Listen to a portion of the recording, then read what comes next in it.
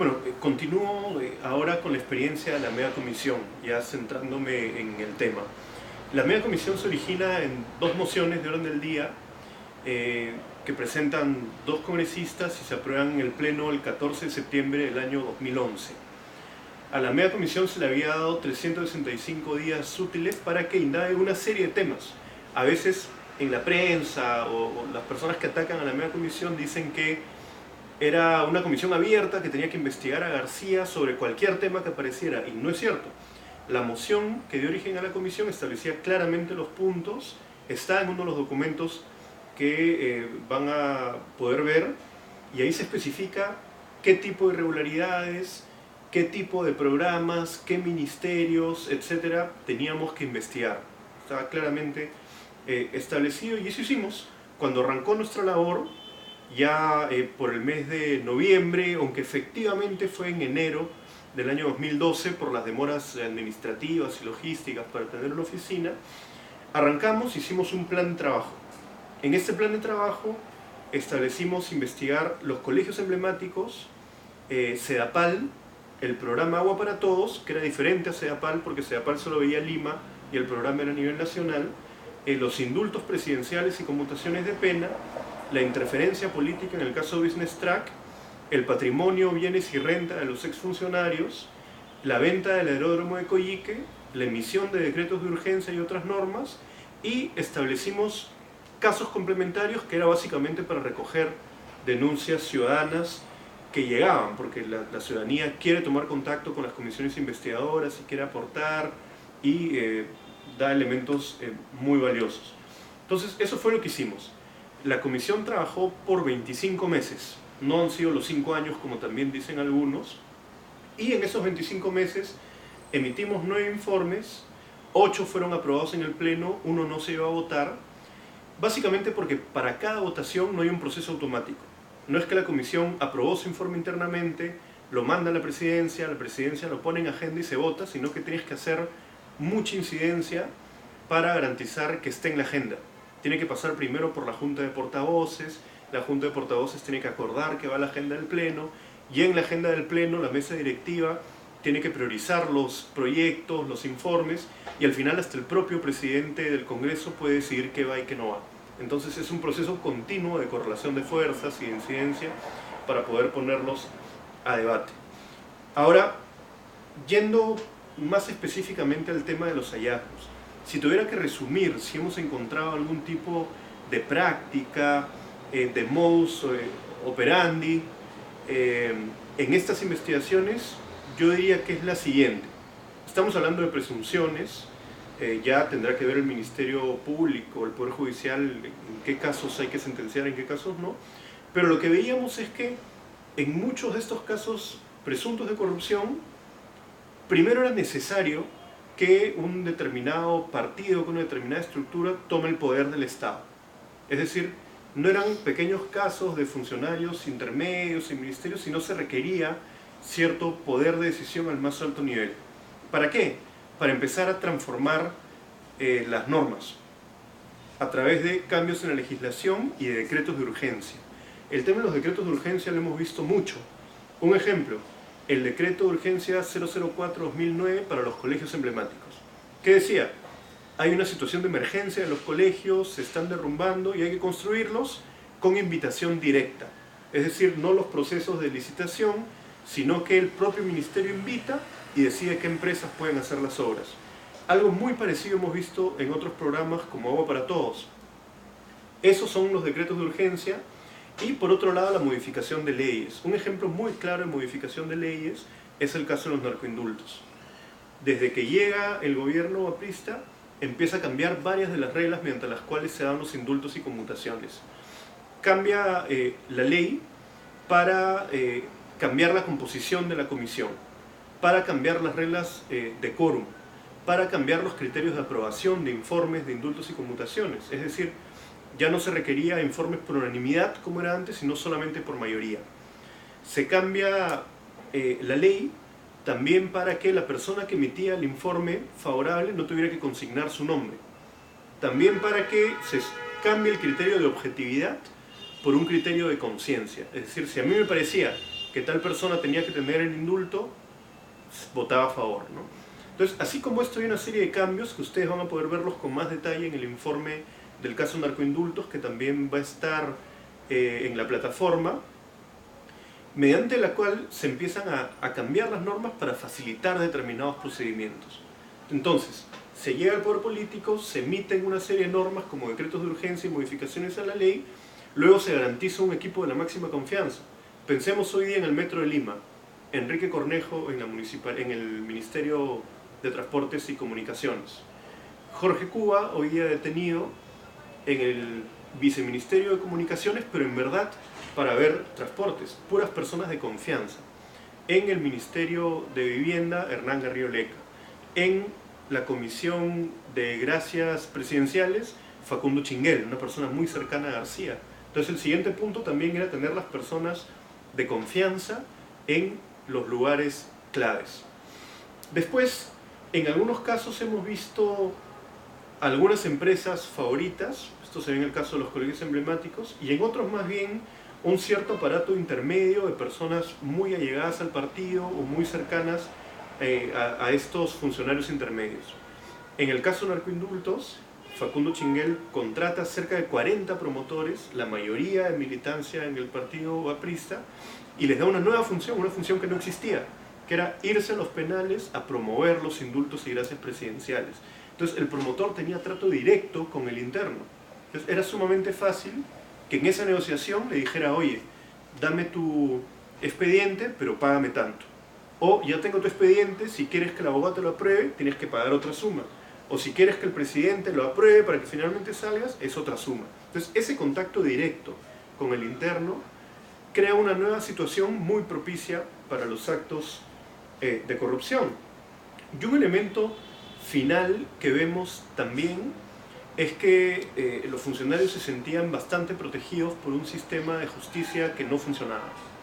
Lo podemos decir sin temor a equivocarnos. Varias de las investigaciones que hoy día estamos conociendo por el tema de Odebrecht se investigaron en el pasado y fueron archivadas.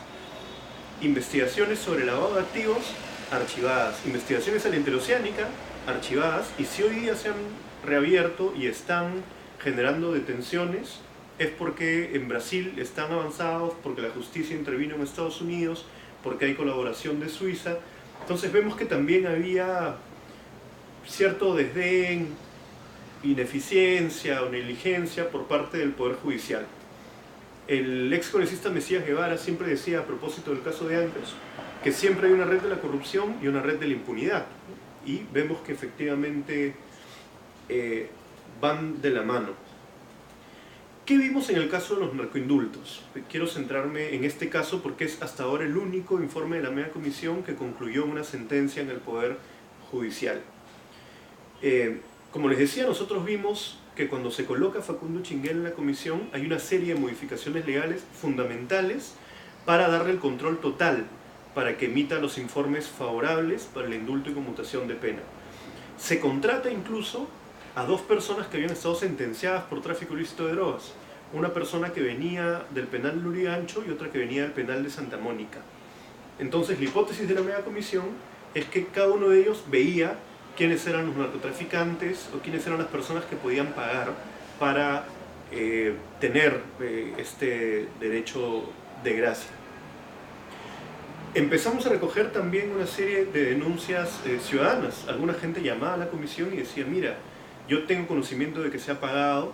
Una persona nos dijo incluso, yo mismo he pagado o he sido intermediario para que se realicen pagos para una serie de indultos y conmutaciones.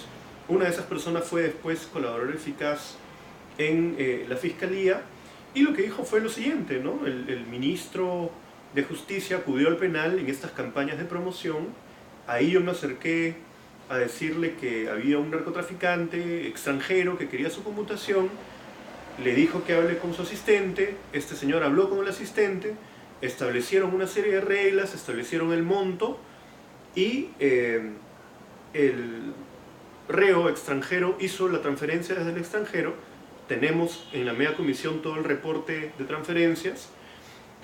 Este intermediario hizo el pago a los funcionarios que el asesor del ministro le habría dicho y al poco tiempo se emite el informe favorable y luego el propio García Pérez emite el informe de indulto, o ya el decreto más bien de indulto, reduciéndole a los años que habían acordado.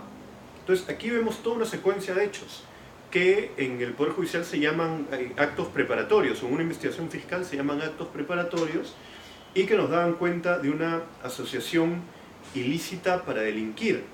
Eso es lo que nosotros dijimos en la media comisión. Si ustedes ven las conclusiones de este informe, a partir de la página 145, planteamos primero que existen indicios razonables para concluir que el expresidente había infringido varios artículos de la Constitución.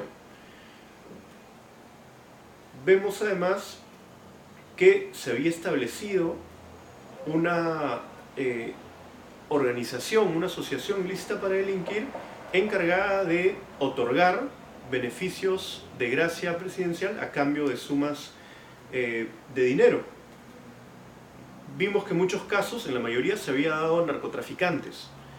En verdad, de los 5.500 aproximadamente indultos y conmutaciones, 3.207 fue a personas vinculadas a narcotráfico, y en más de 400 a tráfico en su forma agravada, al tipo penal 297, que es tráfico de drogas en forma agravada, siendo la gran mayoría, lo cual nos causó preocupación. Mostraba que no se había cumplido el artículo de la Constitución que indica que el Estado combate el narcotráfico, pero además que se había creado un sistema de justicia paralelo. Porque cuando tú tienes 15.000 presos y liberas a 5.000, mediante una potestad discrecional del presidente, estás cuestionando 5.000 sentencias del Poder Judicial. Estás generando un perjuicio al Estado en el que la policía interviene en la investigación en un primer nivel, donde la Fiscalía realiza todo un proceso indagatorio para plantear su acusación, donde el Poder Judicial también realiza todo un esfuerzo para poder sentenciar. Todo eso lo estás tirando al agua por un indulto o una conmutación, y en el caso de García al tercio, la tercera parte de todos los indultos y conmutaciones. Acreditamos también que había habido irregularidades en la contratación de estas dos personas que habían estado vinculadas al narcotráfico, también que habían habido indultos cuestionados, como a Julio Espinosa Jiménez, que había sido director del Seguro Integral de Salud durante el Sismo del Sur y se le retiró de un proceso penal mediante un indulto. También el caso de Anderas, el caso de Crucillat, que fueron casos sonados, y por todo ello nos parecía que realmente se acreditaba una asociación ilícita para delinquir. Ahora, ¿qué ocurrió a nivel fiscal? El fiscal del caso indagó sobre estos hechos, tomó los informes de la media comisión, avanzó más, tuvo otros testigos, incluyó otros casos y solicitó la sentencia por asociación ilícita para delinquir. En primera instancia se condenó a Facundo Chinguel a 13 meses y 8 años, junto a otras 13 personas con penas que iban de los 2 a los 8 o 9 años, si no me equivoco. Se acreditó una asociación ilícita para delinquir. ¿Pero qué ocurrió después? Hubo una apelación ante la Sala Nacional de Apelaciones, una segunda instancia. Y en la segunda instancia, la Sala determinó que no había existido asociación ilícita para delinquir, sino que había habido un delito individual de Facundo Chinguel, y por lo tanto le retiró la pena máxima y se quedó solamente con la pena de 9 años. Yo este ejercicio ya lo dejo para ustedes, me parece importante que puedan revisar la sentencia de primera instancia y la sentencia de la Sala Nacional de Apelaciones y las conclusiones y recomendaciones del informe de la media comisión, y ustedes puedan evaluar si es que se acreditaba o no una asociación ilícita para delinquir. Es un ejercicio interesante, puede ser algo subjetivo, pero no debería serlo, porque hay una serie de elementos que ustedes, y la mayoría, no sé si son abogados, de repente pueden revisarlo y hacer un ejercicio interesante. Bueno, creo que esos son los temas que quisiera resaltar. Hay un documento de resumen del reglamento del Congreso, de cómo funciona esta labor de fiscalización. Están los informes de la media comisión Hay también un resumen, está el informe del caso narcoindultos, que lo pueden revisar, y yo creo que hay varios temas sobre los cuales podemos reflexionar. Uno, el debido proceso en sede parlamentaria y en sede judicial. Otro, la polémica en torno a los apremios judiciales, si es que invaden el fuero judicial. Y un tercer punto, ya en el caso concreto de la media comisión, cómo se llevó a cabo el debido proceso, y finalmente las diferencias entre el informe, la sentencia en primera instancia y la sentencia de la Sala Nacional de Apelaciones. Creo que ahí podemos ver bastante bien cómo funciona la justicia, qué aportes puede dar una comisión investigadora, qué se puede recoger en un proceso fiscal y judicial, ¿no? Y con eso terminaría. Muchas gracias.